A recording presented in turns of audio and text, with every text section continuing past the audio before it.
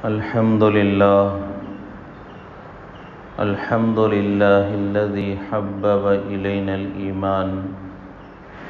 وزينه في قلوبنا وكره إلينا الكفر والفسوق والعصيان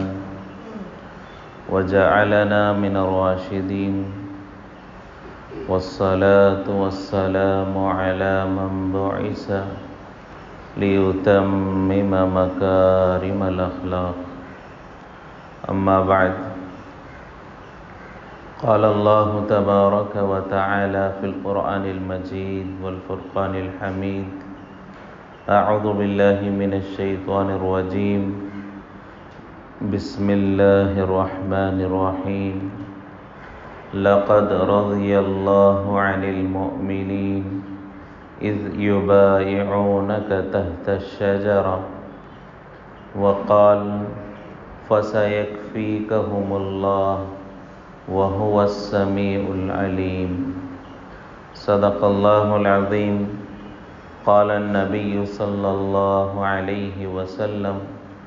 لكل نبي رفيق ورفيقي يعني في الجنة عثمان رضی اللہ عنہ، او کما قال علیہ الصلاۃ والسلام۔ محترم سامعین کرام، گزشتہ حضرت عثمان غنی رضی اللہ تعالی عنہ کی سیرت اور آپ کے فضائل اور آپ کے مناقب اور حضرت عثمان غنی رضی اللہ عنہ کے خصوصیات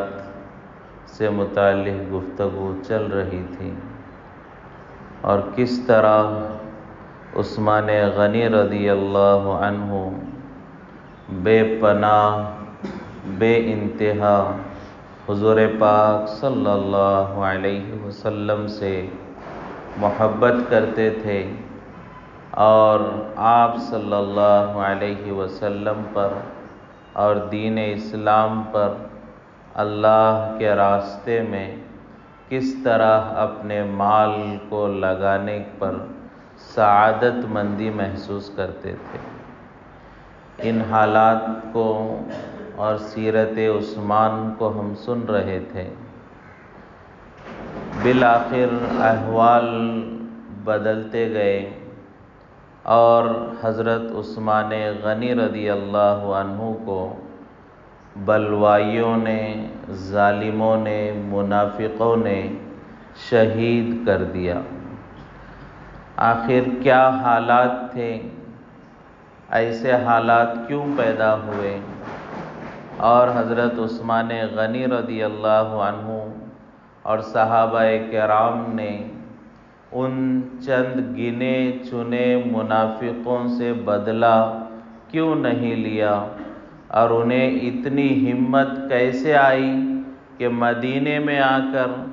مسلمانوں کے بادشاہ،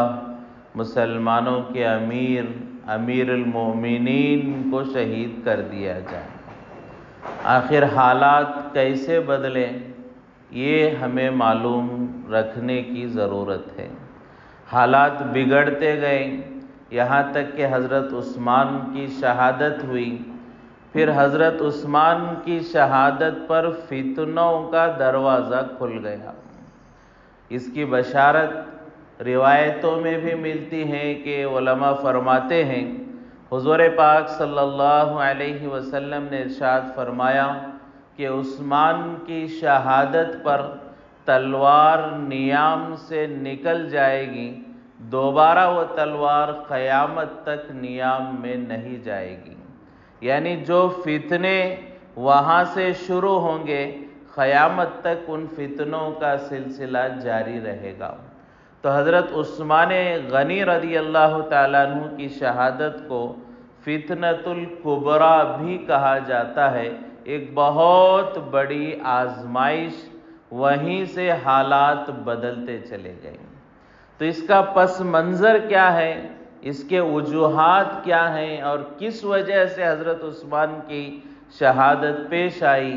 تو علماء کرام بیان فرماتے ہیں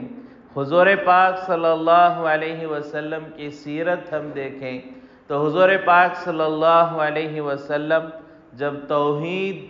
اور اپنی رسالت کے پیغام کو لے کر کھڑے ہوئے تو سب سے پہلے مکے والے حضور کے دشمن ہو گئے، اس لیے کہ وہ 360 بتوں کی عبادت کرتے تھے۔ جب حضور پاک صلی اللہ علیہ وسلم نے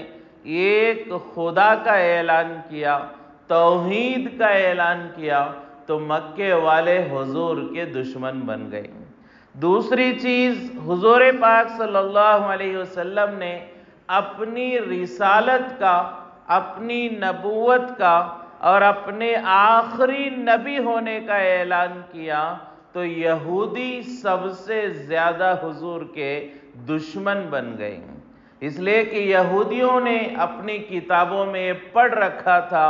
اور یہ سن رکھا تھا کہ آخری نبی کی بڑی فضیلتیں ہیں، بڑا اونچا مقام ہے آخری نبی کا، خاتم الانبیاء اللہ جسے بنائیں گے وہ یقیناً بہت اولو العزم نبی ہوں گے۔ لہٰذا یہودیوں کی یہ تمنا تھی کہ وہ آخری نبی ہمارے خاندان میں سے یعنی بنی اسرائیل میں سے ہو، لیکن حضور پاک صلی اللہ علیہ وسلم نے جب اعلان کیا میں آخری نبی ہوں تو یہ اسرائیلی نہیں تھے، حضور تو اسماعیلی خاندان سے تھے۔ حضور پاک صلی اللہ علیہ وسلم اسرائیلی خاندان سے نہیں بلکہ اسماعیلی خاندان سے تھے، بنو اسماعیل میں سے تھے۔ یہودیوں کو بہت ناگوار گزرا، توحید کی وجہ سے مکے والے ناراض ہوئے، رسالت کی وجہ سے یہودیوں کو سب سے بڑا ٹھیس پہنچا کہ یہ نبی ہمارے خاندان میں سے آنا تھا، لیکن یہ اللہ نے اسماعیلی خاندان کو یہ شرف، یہ نعمت اور یہ مقام اور مرتبہ اللہ نے نصیب فرمایا، تو یہودیوں میں حسرت پیدا ہو گئی۔ اب انہوں نے ہمیشہ مسلمانوں سے دشمنی کا اور عداوت کا اور منافقت کا معاملہ کیا ہے۔ حضور پاک صلی اللہ علیہ وسلم جب ہجرت کر کے مدینہ آئے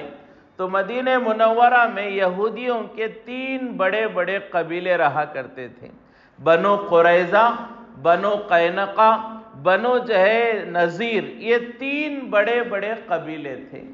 لیکن ان تینوں میں سے 2 لوگوں نے ابتداً حضور پاک صلی اللہ علیہ وسلم کے ساتھ بدعہدی کی۔ حضور پاک صلی اللہ علیہ وسلم جب مدینہ آئے تمام یہودیوں کو جمع کیا، مدینے والوں کو، نصرانیوں کو، اوس کو، خزرج کو، تمام قبیلے والوں کو جمع کر کے حضور نے ایک میثاق کیا تھا، ایک عہد کیا تھا کہ جوائنٹ ڈیفنس آف مدینہ، کہ ہم سب مل کر مدینے کی حفاظت کریں گے، وہ مسلمان بھی ہیں، یہودی بھی ہوں، نصرانی بھی ہوں، ہم سب مل کر مدینے کی، اپنے شہر کی، اپنے ملک کی ہم حفاظت کریں گے۔ اس کے بہت سارے قوانین، اصول، ضوابط طے ہوئے تھے، لیکن یہودیوں نے اس معاہدے کو، اس میثاق کو، اس عہد کو یہودیوں نے توڑ دیا اور دشمنوں سے مل کر حضور کے ساتھ معاملہ کیا اور حضور کے مخالف حملے کے لیے تیار ہو گئے۔ تو ابتداً حضور نے 2 خاندانوں کو، بنو نذیر اور بنو قینقہ، ان دونوں کو مدینے سے باہر کر کے خیبر میں بھیج دیا۔ بنو قریظہ ایک قبیلہ رہ گیا تھا، اس نے غزوہ تبوک کے موقع پر حضور پاک صلی اللہ علیہ وسلم کے ساتھ بدعہدی کی، پھر حضور پاک صلی اللہ علیہ وسلم نے اس قبیلے پر چڑھائی کی تو بنو قریظہ کے لوگوں نے ہتھیار ڈال دیے۔ جب وہ ہارنے لگے انہوں نے اپنی طرف سے، حالانکہ حضور پاک صلی اللہ علیہ وسلم انہیں بھی مدینے سے خیبر بھیجنے کا ارادہ کر رہے تھے، لیکن یہودیوں نے اپنی جانب سے کہا کہ ہمارا فیصلہ، مسلمانوں کے ایک صحابی، حضور کے ایک ساتھی جو ہمارے بڑے اچھے دوست ہیں، حضرت سعد ابن معاذ رضی اللہ عنہ، وہ ہمارا فیصلہ کریں گے۔ یہودیوں نے، بنو قریظہ نے حضور پاک صلی اللہ علیہ وسلم کے جو ہے پہرا دینے پر جب ہمت ہار گئے اور شکست ہونے لگی، انہوں نے کہا کہ ہمارا فیصلہ کہ ہم نے بہت زیادہ جو ہے مسلمانوں کو دھوکہ دیا، منافقت کی، اندر سے ایک رویہ الگ رکھا، تو ہمارا فیصلہ کیا ہو؟ یہودیوں نے خود کہا کہ سعد ابن معاذ ہمارا فیصلہ کریں گے۔ سعد ابن معاذ یہ مدینے کے سردار تھے، حضور پاک صلی اللہ علیہ وسلم کے ساتھی تھے، صحابی تھے۔ ان کا اسلام سے پہلے اس خاندان بنو قریظہ یہودیوں کے ساتھ تعلق تھا، تو یہودیوں نے کہا کہ یہ ہمارا فیصلہ کریں۔ تو حضرت سعد ابن معاذ کو جب ذمہ دار بنایا گیا، حکم بنایا گیا، اور حضور پاک صلی اللہ علیہ وسلم نے بھی اجازت دے دی کہ اے سعد، جب یہودی تمہارے فیصلے کو منظور کر رہے ہیں تم ہی فیصلہ کرو، تو اب سعد رضی اللہ تعالیٰ عنہ نے وہ فیصلہ کیا یہودیوں کے بارے میں جو یہودیوں کی کتاب تورات میں فیصلہ تھا۔ تو یہودیوں کا فیصلہ سعد ابن معاذ نے کیا کہ ان کے نوجوانوں کو جو جنگ لڑنے والے ہیں، ان کے نوجوانوں کو قتل کر دیا جائے، ان کی عورتوں کو باندی بنا لیا جائے، ان کے بچوں کو غلام بنا دیا جائے۔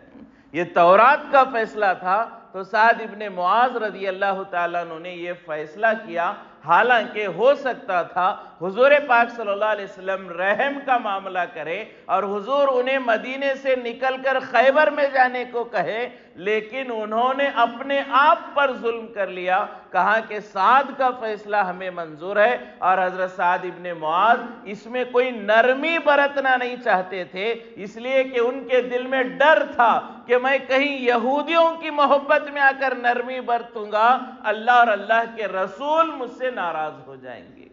لہٰذا انہوں نے وہی فیصلہ کیا جو یہودیوں کی کتاب تورات میں اس معاملے میں فیصلہ لکھا جا چکا تھا۔ تو یہ دشمنی تھی یہودیوں کو کہ ایک تو حضور ہمارے خاندان سے نہیں ہے، دوسری چیز کہ حضور نے ہمیں مدینے سے نکال دیا، اور ہمارے کئی لوگوں کو حضور پاک صلی اللہ علیہ وسلم نے ہماری بدعہدی کی وجہ سے، حالانکہ ظلم نہیں تھا، یہ تو مستحق تھے، بلکہ اس سے بڑی اور دردناک سزا کے مستحق تھے، لیکن ان کے دل میں تھا مسلمانوں کی وجہ سے ہمیں نقصان پہنچا ہے۔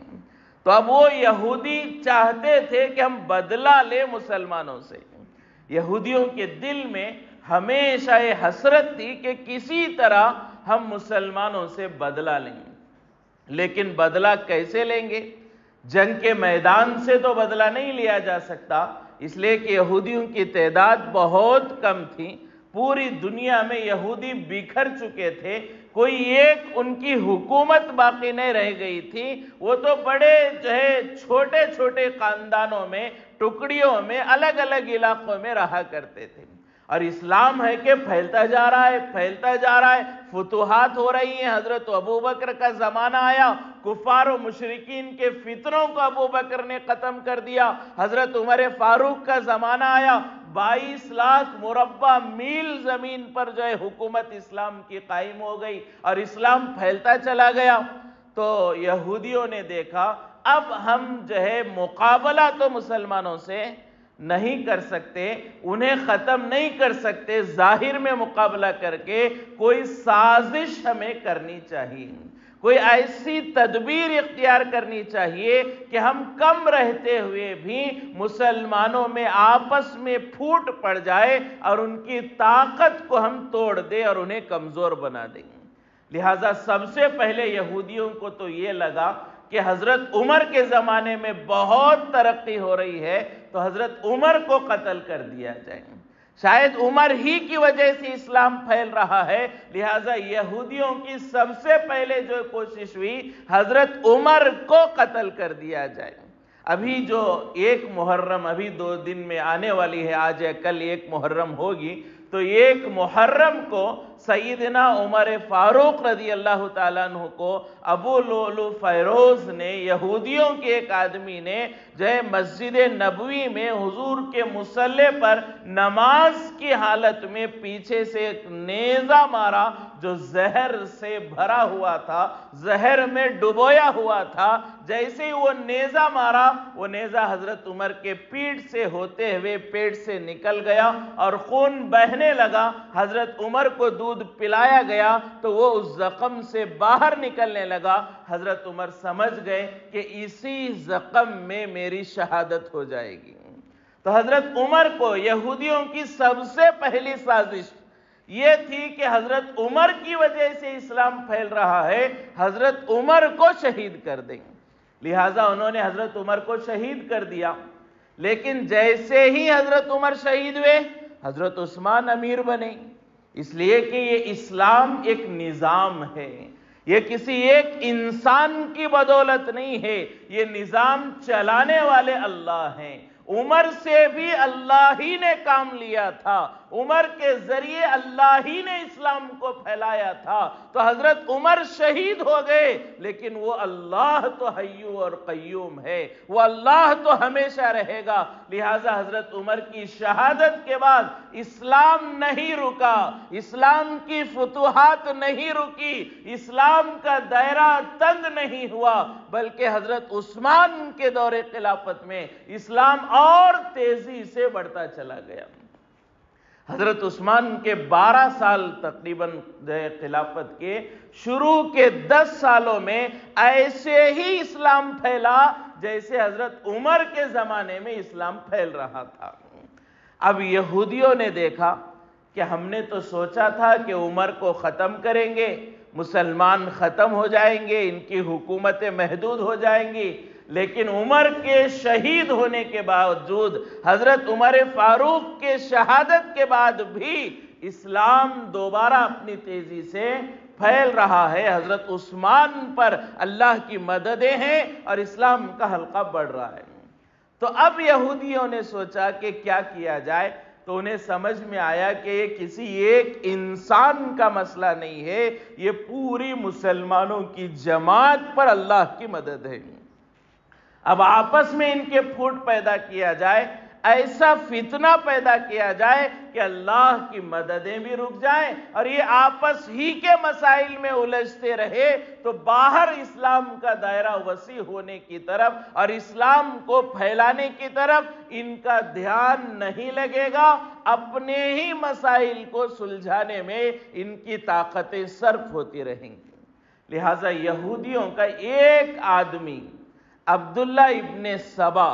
اس نے فتنوں کی سازش کی۔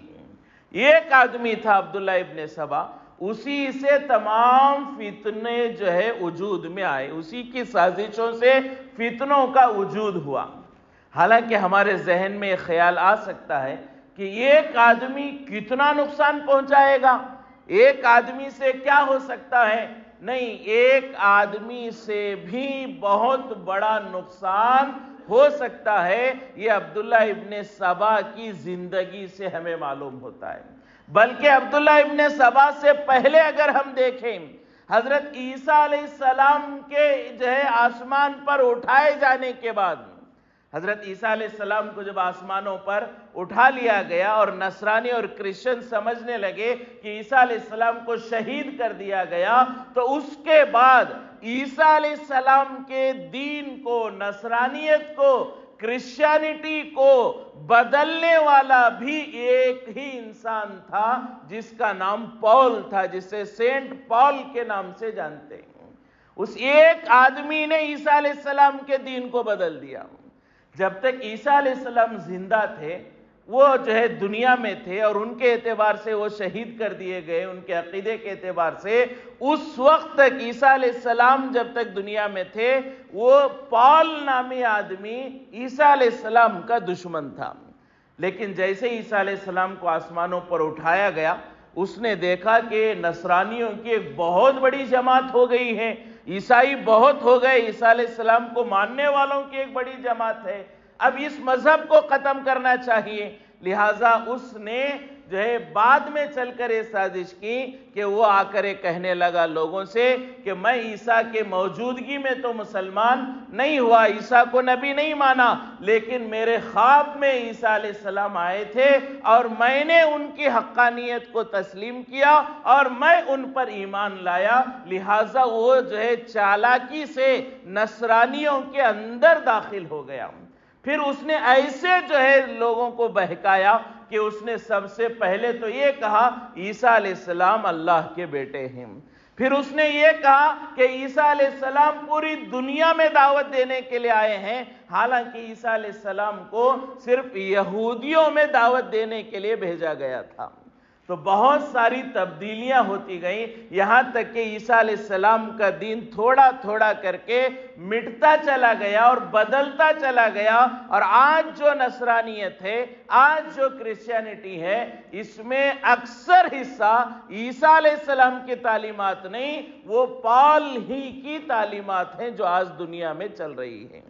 بلکہ انہی کے ایک آدمی، نصرانیوں کے ایک رائٹر جو مائیکل ہارٹ جس کا نام ہے، جس نے The 100 نام سے کتاب لکھی کہ پوری دنیا میں سب سے جو ہے بلند اور اعلیٰ مقام کے 100 لوگوں کے بارے میں اس نے اپنی کتاب میں لکھا، اور ان 100 لوگوں میں سب سے نمبر 1 پوزیشن جو اس نے دی ہے، حالانکہ وہ خود نصرانی تھا، کرسچن تھا، لیکن 100 لوگوں کے بارے میں کہا کہ یہ 100 لوگ پوری دنیا میں سب سے بہتر ہے، ان میں سب سے اوپر نمبر 1 پوزیشن پر اس مائیکل ہارٹ نے حضور پاک صلی اللہ علیہ وسلم کا نام لکھا ہے کہ پوری انسانیت میں سب سے اعلیٰ کردار، اچھے اخلاق، بلند کیریکٹر والے انسان، سچے انسان، وہ حضور پاک صلی اللہ علیہ وسلم ہیں۔ تو وہ جو The 100 کتاب ہے، اس کے لکھنے والے مائیکل ہارٹ نے یہ لکھا ہے کہ آج پوری دنیا میں جو کرسچینٹی ہے، یہ کرسچینٹی نہیں ہے، یہ پالیزم ہے، یہ سینٹ پال کا دین ہے، یہ عیسیٰ علیہ السلام کا دین نہیں ہے۔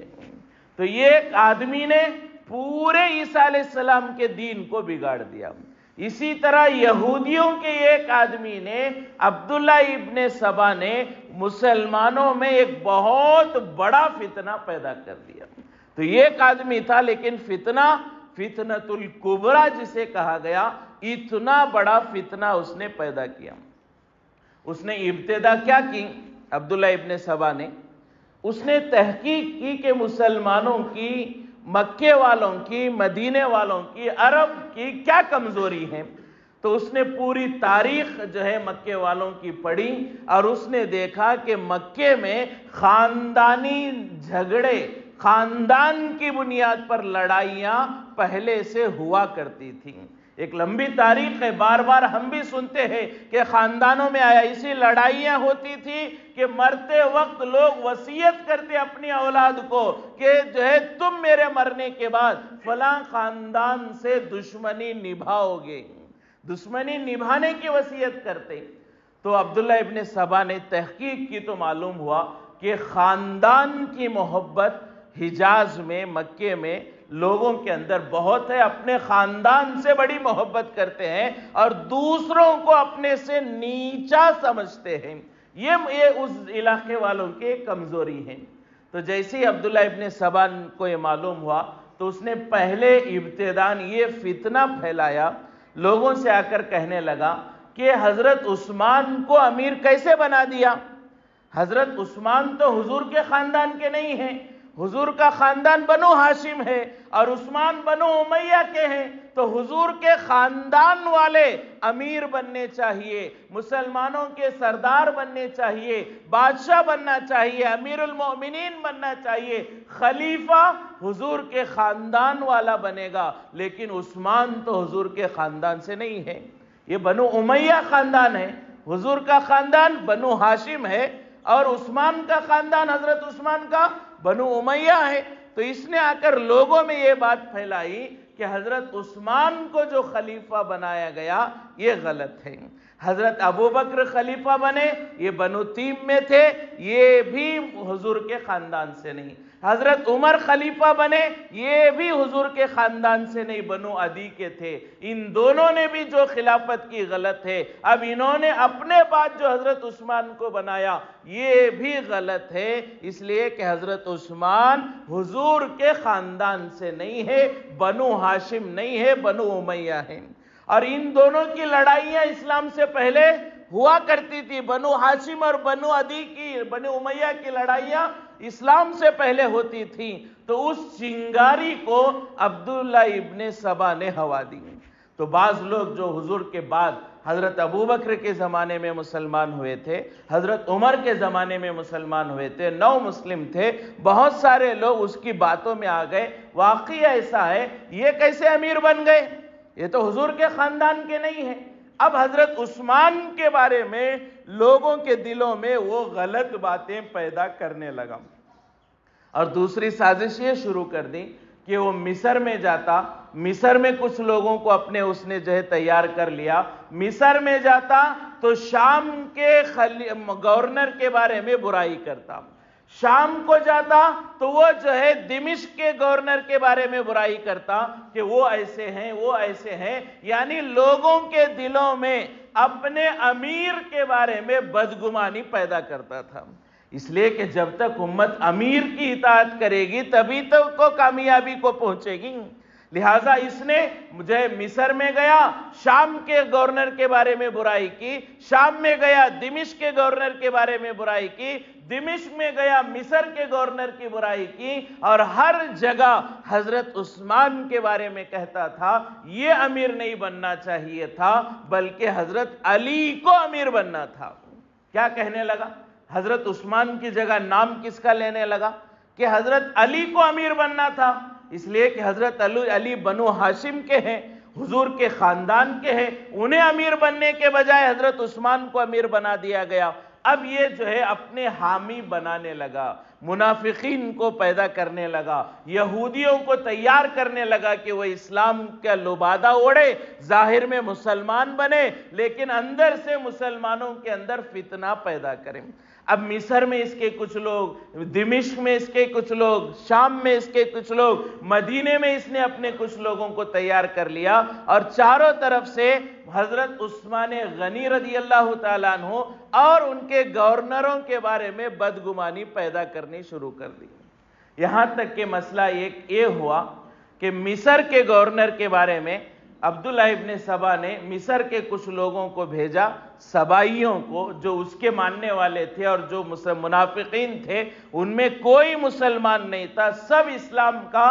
ڈھونگ کرنے والے تھے۔ وہ کچھ لوگ آئے اور آ کر حضرت عثمان سے کہنے لگے کہ آپ نے جو مصر میں گورنر طے کیا ہے وہ بڑے ظالم ہیں، بہت سخت ہیں، اور مسلمانوں پر سختی ہو رہی ہے، آپ مصر کے گورنر کو بدل دیں۔ بہت سارے لوگ آئے اور آ کر حضرت عثمان سے کہا کہ آپ مصر کے گورنر کو بدل دیں۔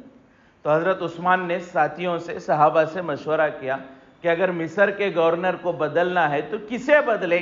اب کون ہے مدینے میں جسے ہم گورنر بنا کر مصر بھیج سکتے ہیں؟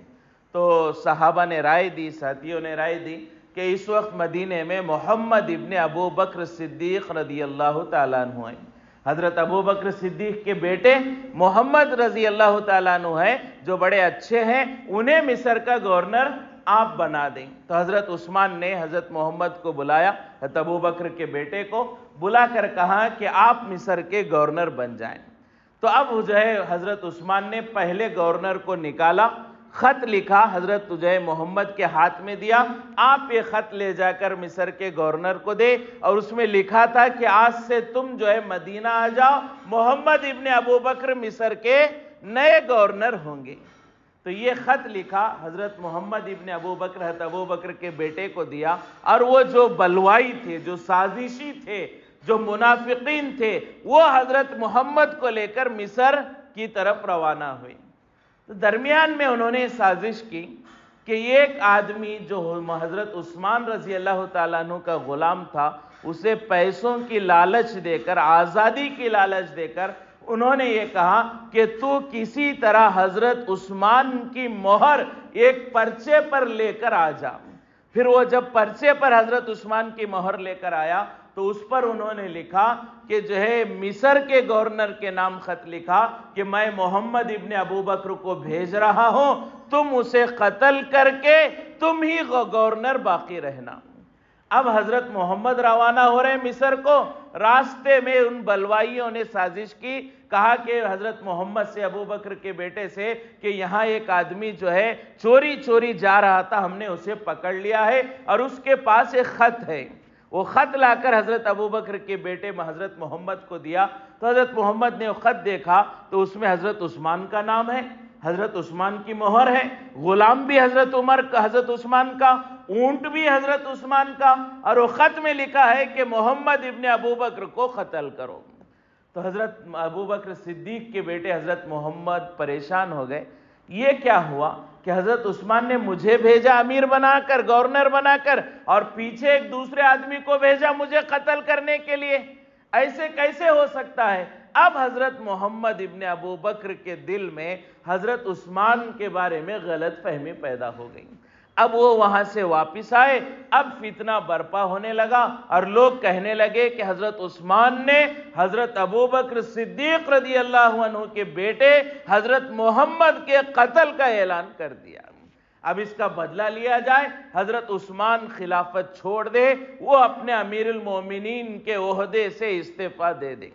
ابھی آواز بلند ہونے لگی، حضور پاک حضرت عثمان رضی اللہ تعالیٰ عنہ مدینے میں مسجد نبی میں خطبہ دے رہے تھے، کچھ لوگ آ کر کھڑے ہوئے اور انہوں نے کہا آپ خطبہ نہیں دے سکتے۔ حضرت عثمان خاموش ہو گئے، وہ خطبہ تو مکمل کیا لیکن اپنے گھر میں جا کر رہ گئے۔ مدینے میں حج کا موسم تھا،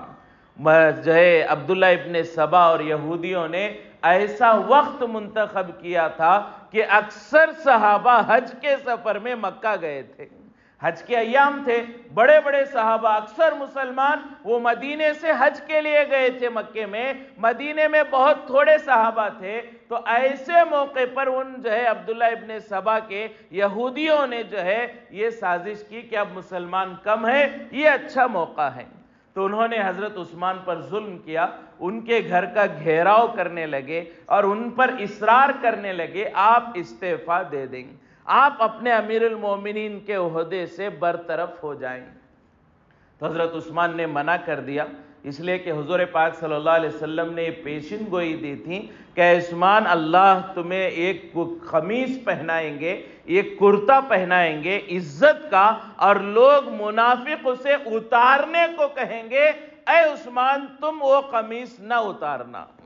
حضور پاک صلی اللہ علیہ وسلم کا حکم تھا کہ تم وہ مقام سے استعفیٰ مت دینا، تو حضرت عثمان نے کہا میں استعفیٰ نہیں دوں گا۔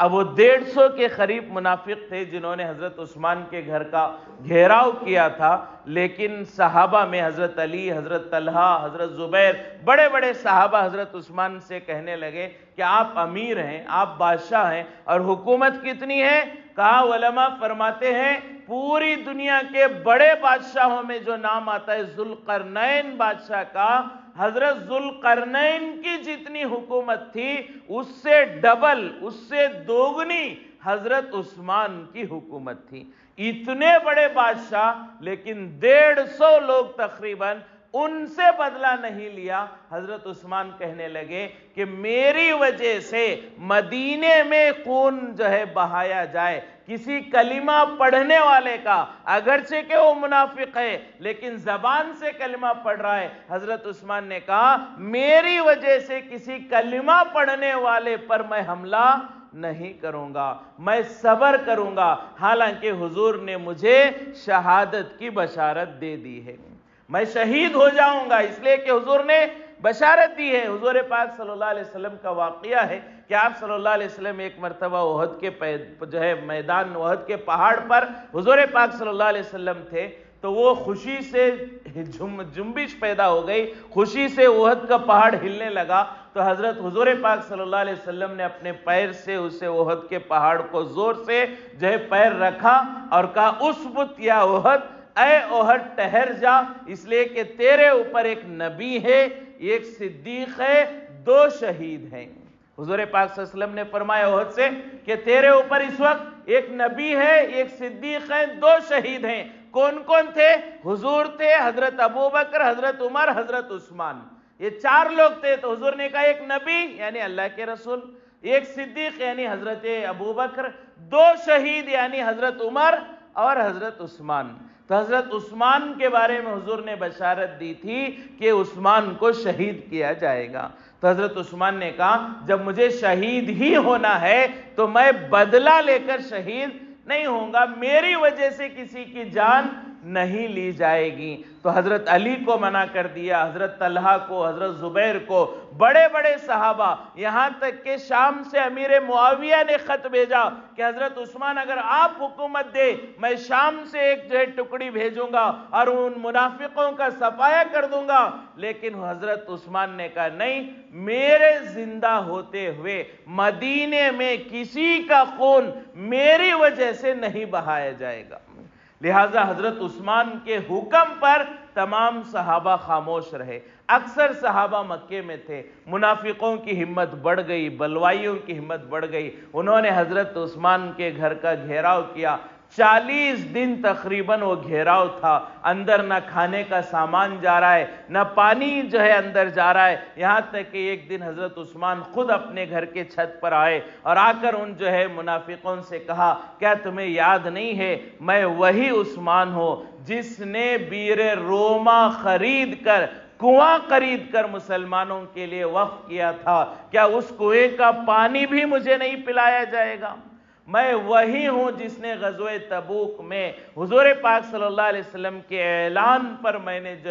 لوگوں کے لیے اسلحہ، سواریوں کا انتظام کیا تھا، اور میں وہی عثمان ہوں جس نے مسجد نبوی تنگ ہونے پر حضور نے اعلان کیا کون ہے جو مسجد کے لیے جگہ خرید کر دے، میں اس کے لیے جنت کی بشارت دیتا ہوں۔ تو میں نے مسجد کے لیے جگہ خریدی تھی اور حضور نے میرے لیے جنت کی بشارت دی تھی، کیا تمہیں یہ بھی یاد نہیں؟ حضرت عثمان نے کئی باتیں بتائیں لیکن ان منافقوں کو رحم نہیں آیا، اور وہ سلسلہ بڑھتا گیا، یہاں تک کہ تقریباً 40 دن محاصرہ حضرت عثمان کے گھر کا رہا۔ اب جو آخری رات تھی، جمعہ کا دن ہے، حضرت عثمان کی شہادت کا واقعہ، جمعرات کی رات جب وہ جمعہ کی صبح رات میں آرام کر رہے تھے، حضرت عبداللہ ابن سلام رضی اللہ تعالیٰ عنہ روایت کرتے ہیں کہ وہ جو ملاقات ہوئی تو حضرت عثمان نے سنایا کہ رات کو حضور پاک صلی اللہ علیہ وسلم کی زیارت ہوئی، اور حضور پاک صلی اللہ علیہ وسلم نے حضرت عثمان سے پوچھا اے عثمان کیا پیاس لگی ہے؟ تو حضرت عثمان نے کہا اللہ کے رسول بہت شدت کی پیاس ہے۔ تو حضرت حضور پاک صلی اللہ علیہ وسلم نے پانی پلایا۔ جب حضرت عثمان کی آنکھ کھلی تو حضرت عثمان کہتے میری پوری پیاس ختم ہو چکی تھی۔ اور دوسری چیز خواب میں حضور پاک صلی اللہ علیہ وسلم نے فرمایا پانی پلا کر یہ سحری ہے، آج کی افطاری اے عثمان تم ہمارے ساتھ کرو گے۔ یہ روزہ کئی دنوں سے روزے چل رہے تھے حضرت عثمان رضی اللہ تعالیٰ عنہ کے، تو حضرت عثمان کو حضور نے بشارت دی کہ عثمان آج کی افطاری تم میرے ساتھ کرو گے۔ تو حضرت عثمان اٹھے تو انہیں معلوم ہو گیا کہ حضور نے پہلے ہی شہادت کی بشارت دی اور آج وہ دن ہے کہ آج کے دن میری شہادت ہوگی، لہٰذا غسل کیا۔ ہمیشہ لنگی پہنتے تھے، تہبند پہنتے تھے، لیکن اس دن اپنی بیوی نائلہ سے کہا کہ میں نے ایک ازار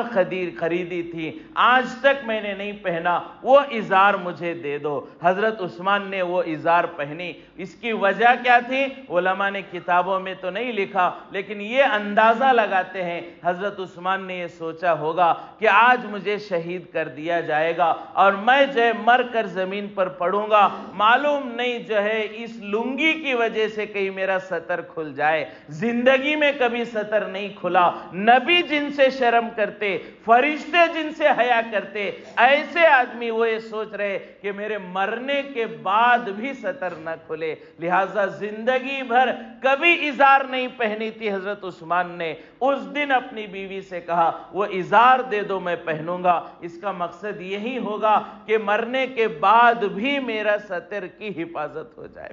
لہٰذا جہیزار پہنی، جو ہے نماز ادا کی، قرآن پڑھنے لگے۔ وہ دشمن، حالانکہ حضرت علی رضی اللہ تعالیٰ عنہ کے بیٹے حضرت حسن اور حضرت حسین رضی اللہ تعالیٰ عنہ حضرت عثمان کے گھر کا پہرا دے رہے تھے، حضرت عبداللہ ابن عمر تھے، حضرت عبداللہ ابن زبیر تھے، نوجوان صحابہ حضرت عثمان کے گھر کی نگرانی کر رہے تھے، لیکن یہ منافقین پیچھے سے دوسرے گھر میں آئے، پھر اس گھر کی دیوار پھاند کر حضرت عثمان کے گھر میں آئے۔ ان آنے والوں میں حضرت ابو بکر صدیق رضی اللہ تعالیٰ عنہ کے بیٹے حضرت محمد بھی تھے، اور کچھ جو ہے منافق تھے۔ جب یہ اندر آئے، حضرت محمد جو حضرت ابو بکر کے بیٹے ہیں حضرت عثمان کے پاس آئے اور آ کر یہ کہنے لگے کہ عثمان، آپ نے ایسا کیوں کیا؟ مجھے گورنر بنا کر بھیجا اور پیچھے سے مجھے قتل کا اعلان کر دیا، آپ نے ایسا کیوں کیا؟ حضرت عثمان کے ساتھ زور زور سے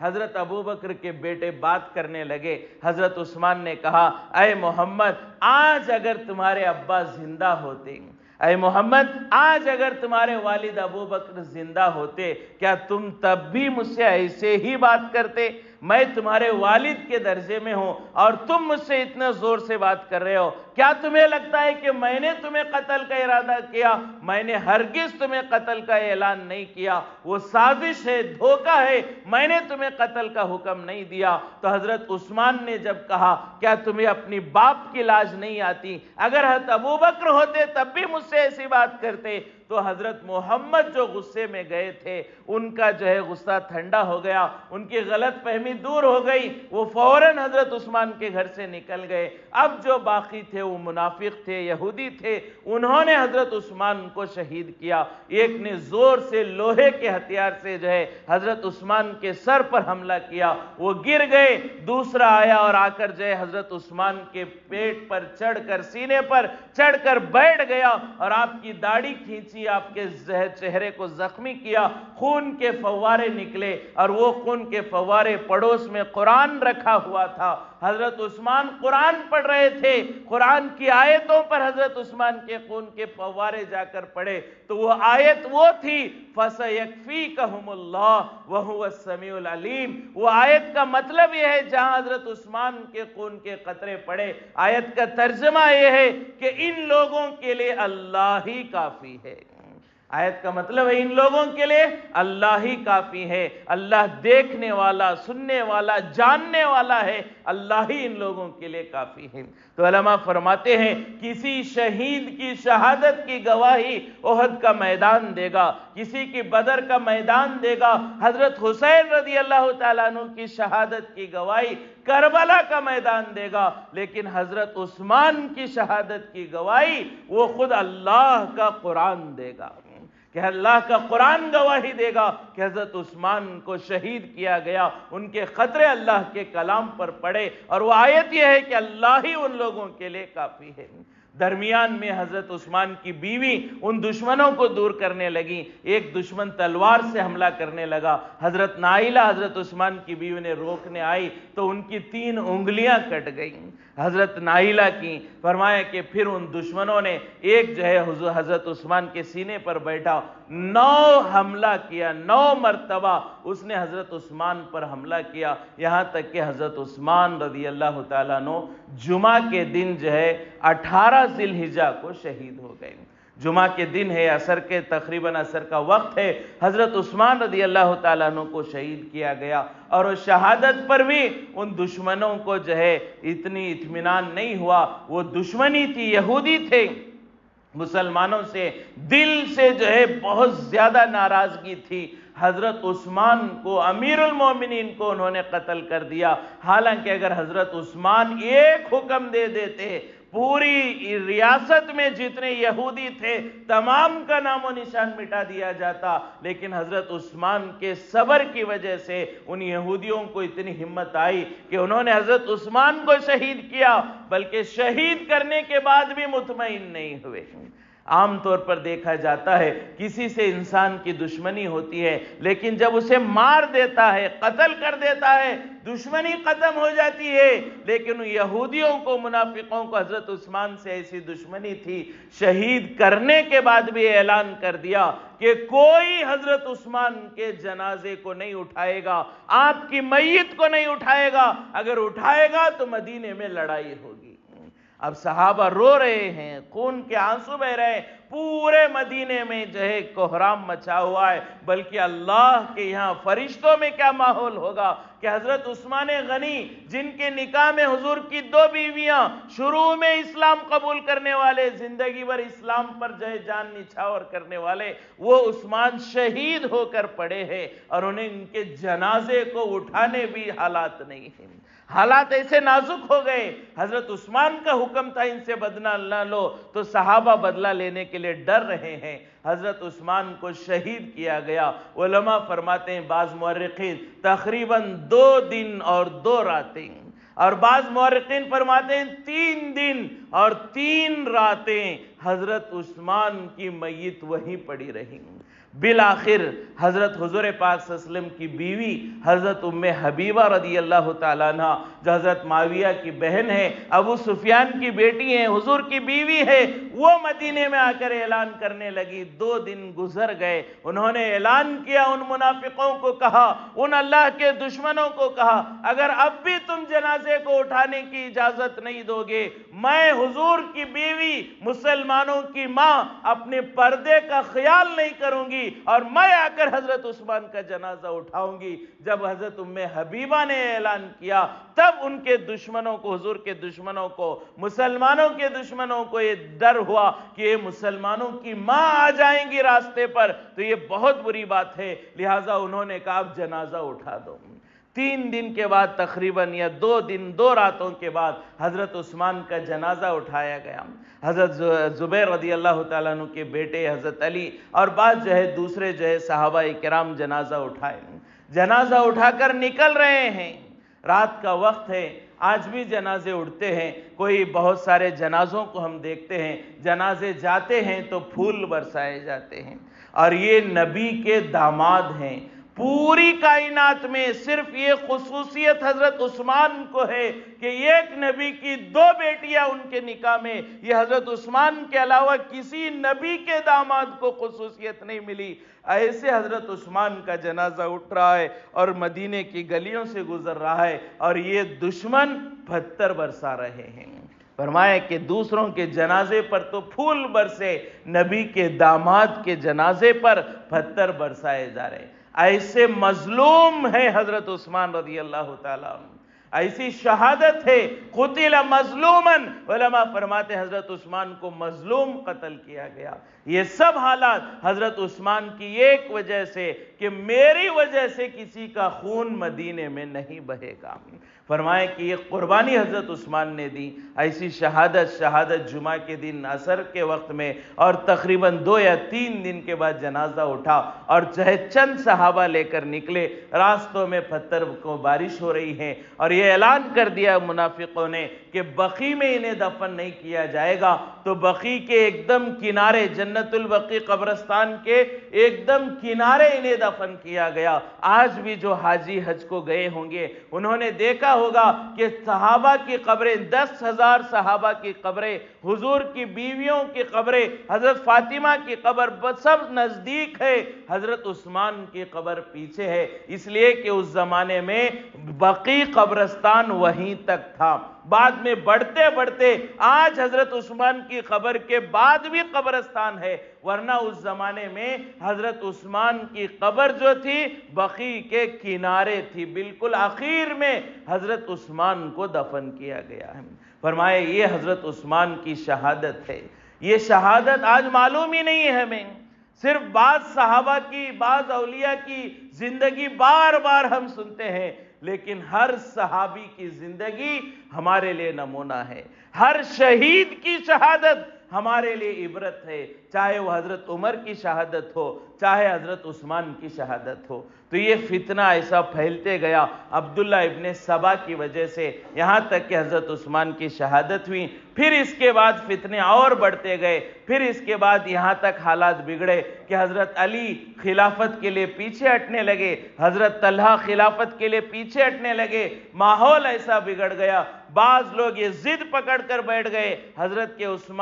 عثمان کے قاتلوں کا بدلہ فوراً لیا جائے، اور بعض لوگ منافقوں کا ساتھ دینے لگے، حالات اور بگڑے، اور اسی کا نتیجہ ہے کہ کربلا کا واقعہ پیش آیا۔ تو حضرت عثمان کی شہادت کے بعد کیا حالات ہوئے اور کیسے کربلا کے حالات پیدا ہوئے، اگر اللہ نے زندگی دی، کہنے کی توفیق دی، تو آئندہ انشاءاللہ ان حالات پر تاریخ کے ان ایام کو بیان کرنے کی کوشش کی جائے گی۔ اللہ تبارک و تعالیٰ سے دعا ہے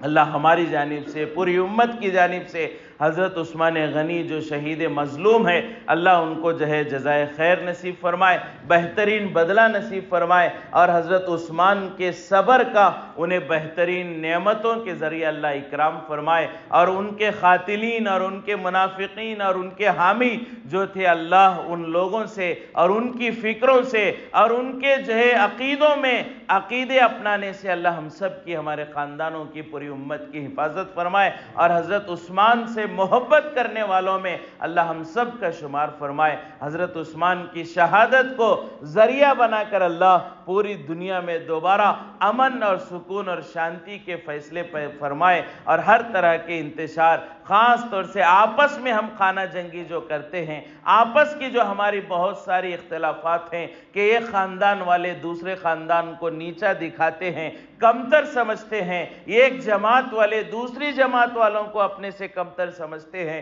یہ آپس کی جو غلط فہمیاں، بدگمانیاں اور آپس کی عداوتیں ہیں، اللہ پورے مسلمانوں کی ان آپسی عداوتوں سے حفاظت فرمائے، اور ایک ہو کر، متحد ہو کر، اتحاد و اتفاق کے ساتھ دین پر زندگی گزارنے کی توفیق نصیب فرمائے۔ ایک ضروری اعلان یہ ہے کہ ہمارے شہر دھارواڑ کے قریب بالکل بیہٹی نام سے ایک بستی ہے، بڑی بستی ہے، ہبلی دھارواڑ کے بالکل قریب میں بستی ہے، ہم سب جانتے ہیں کثیر آبادی مسلمانوں کی ہے، تو وہاں پر مسجد کا تعمیری کام چل رہا ہے، اور ماشاءاللہ علاقے والوں نے، بستی والوں نے بہت اپنی طاقت سے زیادہ مسجد کے تعمیری کام میں حصہ لیا ہے، لیکن اور بھی بہت کام باقی ہے، لہٰذا مسجد کے ذمہ دار حضرات آپ حضرات کی خدمت میں آئے ہیں، آپ حضرات سے درخواست ہے زیادہ سے زیادہ مسجد کے تعمیری کام میں حصہ لیں، اپنے مال کو لگائیں، دعا کریں کہ اللہ اس مسجد کے کام کو جلد از جلد پورا فرمائے، اور اللہ ہم سب کے مالوں کو اپنے گھروں کے لیے لگانے کے لیے توفیق نصیب فرمائے، اور ہمارے مال کو اللہ اپنے گھر کی تعمیر کے لیے قبول فرمائے۔ آپ حضرات سے درخواست ہے کہ آپ زیادہ سے زیادہ تعاون کریں، اللہ آپ کے مال میں، کاروبار میں برکت نصیب فرمائے۔ وآخر دعوانا الحمدللہ رب